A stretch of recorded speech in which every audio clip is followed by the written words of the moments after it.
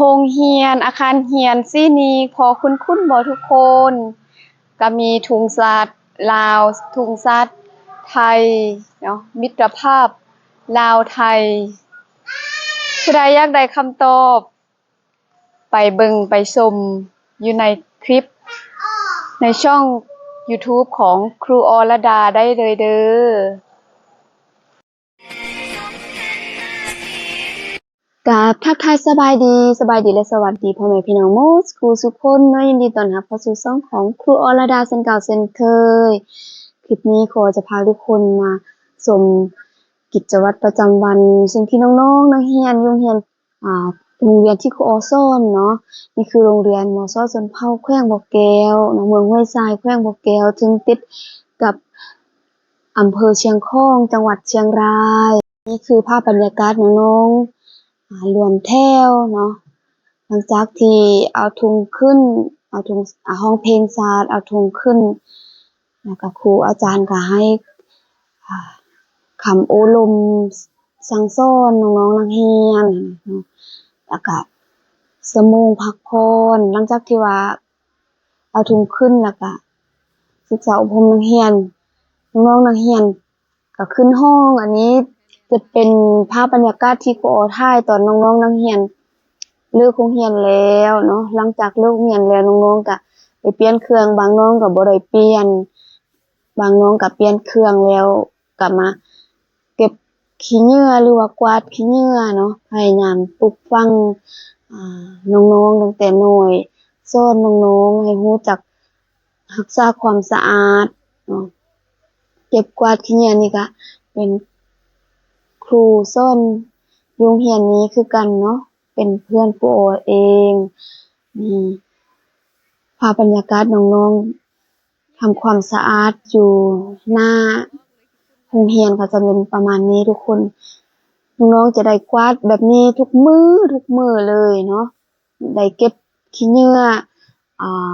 ตอนพัก20นาทีน้องๆก็จะได้เก็บขี้เหงื่อแต่ยังบ่ได้กวาดถ้าว่ามันใบไม้หล่นหลายก็ได้กวาดแต่เวลา20นาทีน้องๆก็จะบ่ได้กวาดเนาะน้องๆจะเก็บขี้เหงื่อออกกำลังกายน้อยหนึ่ง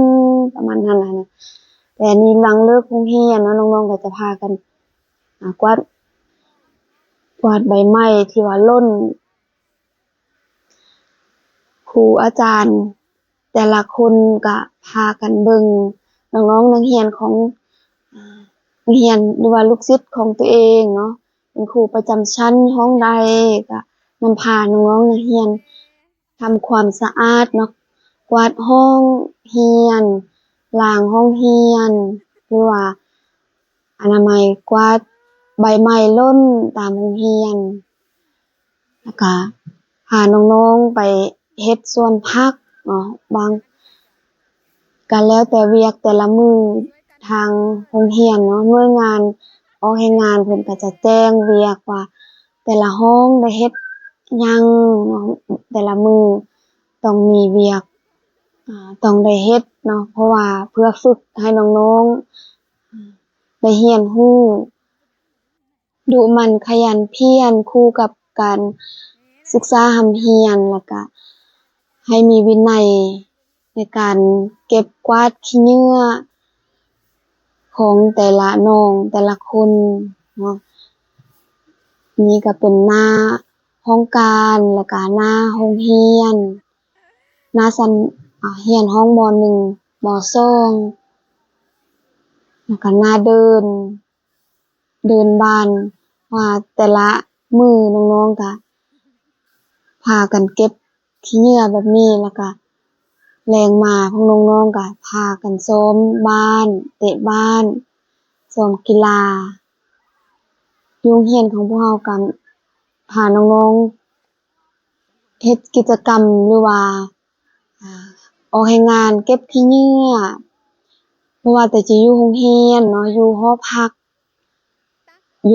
ทั้งหอพักหญิงหอพักชายเพราะว่าโรงเรียนของพวกเราจะเป็นโรงเรียนที่ว่านักเรียนมีหอพักอยู่ในโรงเรียนเนาะครูอาจารย์ที่โสดก็สามารถอยู่หอพักของโรงเรียนนี้ได้ทุกคนเห็นบ่ สีของโรงเรียนของพวกเรานี่คือ สี่นี้ก็คือโรงเรียนที่ฝั่งประเทศไทยแม่นบ่แม่นแล้วเนาะเพราะว่าโรงเรียนของพวกเราได้รับทุนช่วยเหลือจากฝั่งไทยเนาะได้รับทุนช่วยเหลือจากรัฐบาลไทยซึ่งกรมประเทศเพิ่นให้ทุนในการสร้างโรงเรียนสร้างหอพักเนาะหอพักแล้วก็โรงเรียนอาคารเรียนหอพักนี่จะเป็นหอพักเนาะทุกคนนี่จะเป็นตึก A 4โรงเรียนก็จะมีประมาณนี้แล้วก็หลังจากนั้นอ่าถ้าว่าน้องๆออกแรงงานแล้วน้องๆก็แต่ละห้องจะได้จดบันทึกว่าน้องได้คาดน้องได้มาเนาะหลังจากเฮ็ดเวียกแรงงานรวมแล้วก็แต่ละคนก็ต้องอนามัยบ่อนกินบ่อนอยู่บ่อนนอนของตัวเองเนาะแต่ละมื้ออันนี้ก็เป็นลูกศิษย์ของครูโอนั่นเองเนาะเป็นทั้งอ่ากีฬาแล้วก็นักเรียนนี่ก็เป็นนักเรียนเก่งเนาะเซ็งได้กวดกาได้ที่หนึ่งทุกเดือนเลยครูโอก็เห็นนักเรียนของครูโอตั้งใจเรียนครูโอก็ดีใจเนาะลูกศิษย์เนาะแต่ละคนจะช่วยกันผู้หญิงผู้ชายเนาะนักเรียนหญิงนักเรียนชายช่วยกันเก็บกวาดขี้เหงื่อนำกัน หลังจากนั้นแล้วพวกเราก็พากันมาเบิ่งเฮ็ดสวนผักอยู่แคมป์โรงเรียนอยู่โรงเรียนของพวกเราก็จะมีดินเปาว่าง เพื่อจะให้น้องๆได้เฮ็ดสวนผัก เพื่อสร้างอาชีพมื้อหน้าพวกน้องๆจบจากโรงเรียนแห่งนี้จะได้มีอาชีพติดตัวไปนำเพื่อฝึกให้น้องๆเป็นเด็กที่ขยันเพราะว่าน้องๆก็มาจากต่างอำเภอมาจากเขตนอกเขตชนบทแล้วก็บางน้องก็บ่มีพ่อบ่มีแม่นะเป็นครอบครัวที่ขาดเคินหรือว่าทุกข์จนนั่นเองเนาะแล้วก็ได้มาเรียนอยู่โรงเรียนซึ่งโรงเรียนเราเป็นโรงเรียนที่แบบพิเศษคือรัฐบาลเพิ่นจะให้ความสำคัญเป็นพิเศษให้ค่ากินค่าอยู่เนาะเฮ็ดหอพักให้อยู่ให้กินมีเอื้อเลี้ยงเฮ็ดทำอาหารหรือว่าแต่งกินให้กินฟรีจะแตกต่างจากโรงเรียนบ่อนอื่นนั่นแล้วก็น้องๆก็จะบ่ได้เสียค่าเทอมค่าเรียนแถมยังน้องๆจะได้รับการช่วยเหลือจากรัฐบาลน้องๆจะได้รับเงินเบี้ยเลี้ยงแต่ละเดือนเนาะถึงจะบ่หลายแต่ก็พออ่าบรรเทาทุกข์ว่าซั่นซะเนาะให้น้องๆมีเก็บมีจ่ายพอซื้อสบู่แฟบคือสบู่ซักเครื่องประมาณนี้นะทุกคนแล้วก็น้องๆแต่ละคนก็แล้วแต่เนาะคนที่ขยันก็จะเฮ็ดสวนผักงามเพราะว่ามันฮดเดะเนาะแล้วก็อันนี้ก็เป็นผักบุ้งเนาะน้องชื่ออำไพเนาะน้องอำไพสวนผักเพิ่นก็งามๆเนาะแสดงว่าเพิ่นก็ขยันรดน้ำเนาะคือแถวนี้ก็ได้เก็บเนาะได้เก็บไปแล้วส่วนหนึ่งอันนี้ก็ดาราน้องอันนี้ก็เป็นนักสู้ผู้ยิ่งใหญ่พู้นแหละเว้าผู้หนึ่งก็เนาะแบบน้องผู้นี้ก็เป็นคนที่ดุมั่นหาเงินเวลาวันเสาร์วันอาทิตย์ก็ไปช่วยอ่า พอฮักแม่ฮักขายเครื่องอยู่ตลาดเขาเจ้าก็เอาเงินปันจ่ายประมาณนี้เนาะพ่อแม่อยู่บ้านก็มีลูกหลายคนซึ่งบ่สามารถที่สิส่งน้องเรียนเนาะน้องก็ต้องอ่าพึ่งพาตัวเองเนาะน้องๆแต่ละคนมี story หรือว่ามีเรื่องราวมีต้นทุนมีครอบครัวที่แตกต่างกันบางคนก็มีพ่อแม่อยู่แต่ครอบครัวทุกข์ยากหรือว่าทุกข์จนเนาะแล้วก็บางน้อง ก็มี แต่พ่อบ่มีแม่ บางน้องก็บ่มีทั้งพ่อทั้งแม่แล้วก็บางครอบครัวก็หลายคน บางคนก็บ่ได้เรียน บางคนก็ได้เรียนแล้วก็ซึ่งรัฐบาลเพิ่นก็บ่ปล่อยปละละเลยเนาะเก็บกำข้อมูลให้น้องๆได้มาเรียน คือแขวงหนึ่งเนาะจะมี1โรงเรียน มีกับครูอ้อเนาะหลังจากที่ว่าเลิกลงห้องพ่อก็จะมาเบิ่งน้องๆเฮ็ดสวน เบิ่งสวนผักของน้องๆพ่อก็ชื่นชมน้องๆเนาะมาอยู่แบบไกลพ่อไกลแม่แล้วมาอยู่มาเฮ็ดมาสร้างแบบมีอาชีพติดตัวไปนำหั้นนะนี่ก็ได้กินผักสดอันนี้ก็สวนครูอ้อเองเด้ออันนี้บ่แม่นสวนนักเรียนน้องๆก็ว่างน้องๆก็มาเตะบ้าน อันนี้ก็จะเป็นขบวนแห่เป็นคลิปที่ว่าครูอ้อถ่ายคลิป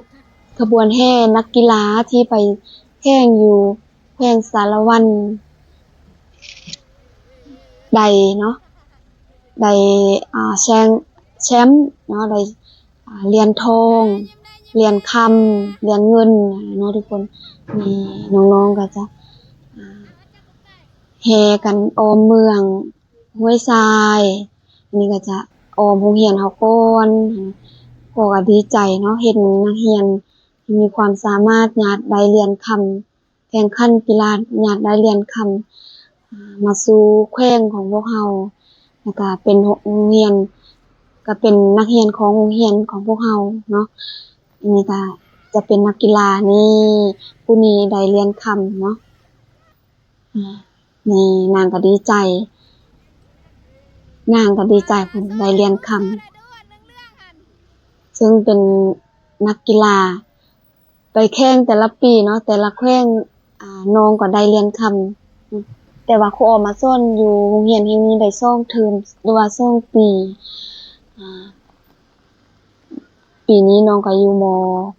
.6 แล้วเนาะครูอ้อได้สอนตอนน้องอยู่ม.5 ม.4 น้องอยู่นี่อยู่ม.6 แล้วครูอ้อสอนตอนน้องอยู่ม.5 เนาะนี่ก็จะเป็นเพื่อนๆที่ไปส่งให้กำลังใจไปเชียร์ว่าซั่นถ่ายรูปไว้เป็นที่ระลึกพุ่นยาวเหยียดเนาะนี่คือความภาคภูมิใจที่ครูอาจารย์ได้เห็นลูกศิษย์เนาะประสบผลสำเร็จในการแข่งขันกีฬาเอาขึ้นรถเนาะทางศึกษาแขวงเพิ่นก็เอามาแห่เป็นขบวนแต่ครูอ้อบ่ได้ถ่ายหมดครูอ้อก็ถ่ายแต่อยู่โรงเรียนเพราะว่าครูอ้อก็มีสอนคือคลิปแต่ละคลิปครูอ้อก็จะเอามาใส่นำกันเนาะกิจวัตรประจำวันของน้องๆแต่ละมื้อน้องๆได้เฮ็ดหยังแหน่หั้นน่ะนี่ก็จะเป็นหน้าโรงเรียนของพวกเราเนาะโรงเรียนสามัญกินนอนชนเผ่าแขวงครูอ้อก็รู้สึกดีใจเนาะที่ได้มาสอนอยู่โรงเรียนหลังนี้ได้มาเรียนรู้ได้มารู้จักน้องๆนักเรียนหลายคนก็เป็นตาฮักตาแพงเนาะได้ใช้ชีวิตอยู่กับน้องๆได้เรียนรู้หลายสิ่งหลายอย่างเพราะว่าแต่น้องๆนักเรียนเนาะครูอ้อเองก็ได้ความรู้หลายสิ่งหลายอย่างการใช้ชีวิตของนักเรียนน้องๆก็จะพากันเล่น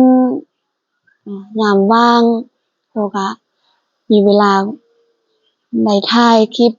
เอาไว้น้องๆได้ชมได้เบิ่งเนาะในอนาคตว่าอยู่โรงเรียนแห่งนี้พวกน้องๆมีความสุขส่ำใดได้เฮ็ดหยังแหน่เนาะสำหรับคลิปนี้ครูอ้อฝากทุกคนเนาะกดติดตามกดกระดิ่งแจ้งเตือนทั้งหมดให้ครูอ้อได้เพื่อจะบ่ได้พลาดคลิปต่อไปฝากกดไลค์กดแชร์คอมเมนต์เบิ่งอยู่ไสจังหวัดใดเนาะเพื่อเป็นกำลังใจฝากชมโฆษณาช่องของครูอ้อให้จบเนาะทุกคนครูอ้อต้องกล่าวคำว่าสบายดีพบกันคลิปหน้าบ๊ายบาย